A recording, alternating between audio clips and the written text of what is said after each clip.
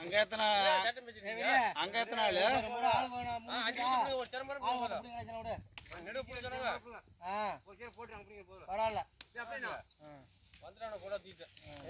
இதெல்லாம் கொத்துக்காரன் செய்கிற வேலையா இது பரவாயில்ல. இந்த செடி இன்னும் மரத்தின உள்ளே தான் நின்றுட்டு இருக்கிற அதுதான் கைங்களா அது பாரு நீயே பாரு.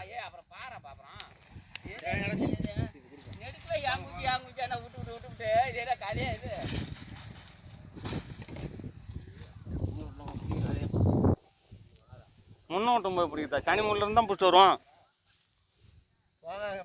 இங்க ஒரு பிட்டு கம்மி அங்க ஒரு பிட்டு கம்மி ஆடிட்டு வரப்போம்.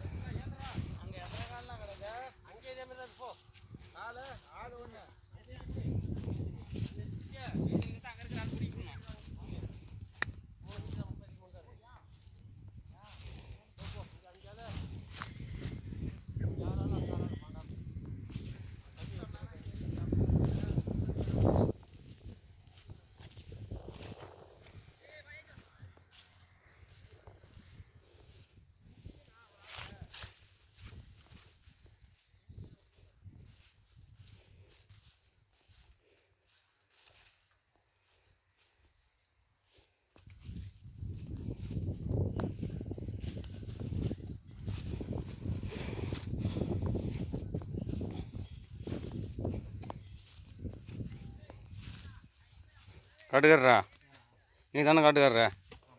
இதை குச்சி வச்சு எத்தனை மாதம் ஆகுது சொல்லலாம்? குச்சி வச்சு ஜனவரியில் வச்சேன். இது 1 மாதம் ஆகுது, அக்டோபர். எத்தனை மாதம் அப்போ கணக்கு போடு? 9 மாதம் ஆகுது. 9 மாதத்துக்கு கைங்க இந்த ஈல்டெல்லாம் பத்தாது.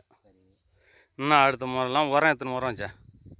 பொட்டாஸ் மட்டும் தான் வச்சேன். அதெல்லாம் இப்போ இதுக்கு மொத்தம் ஃபஸ்ட்லேயே குச்சி வச்சு 25 நாள்லேயே 10க்கு 26 காம்ப்ளெக்ஸ் வைக்கணும். அடுத்த டைம் வச்சுனாக்கா 10க்கு 26 காம்ப்ளெக்ஸ் வைக்கணும்.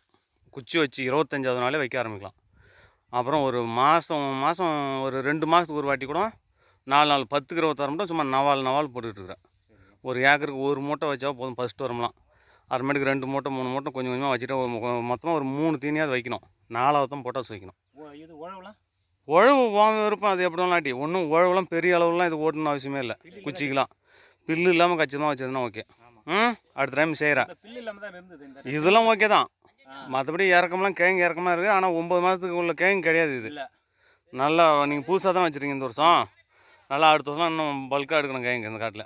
ஆட்டு கடைலாம் வேறு கட்டணுங்கிற அந்தளவுக்கு ஒன்று கிழங்கு நிறைய கடை கட்டினா இதில் கரும்பு வெட்டின இடமாச்சு. நல்லா இருந்திருக்கணும். நேற்று பிடுங்கின காட்டிலும் சரியான கிழங்கு.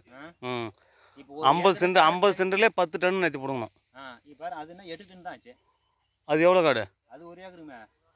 ஒரு ஏக்கரில் 8 டன் தான் ஆச்சா? சரி உனக்கு நல்ல வேலை தான் இந்த வருஷம். சரி ஓகே.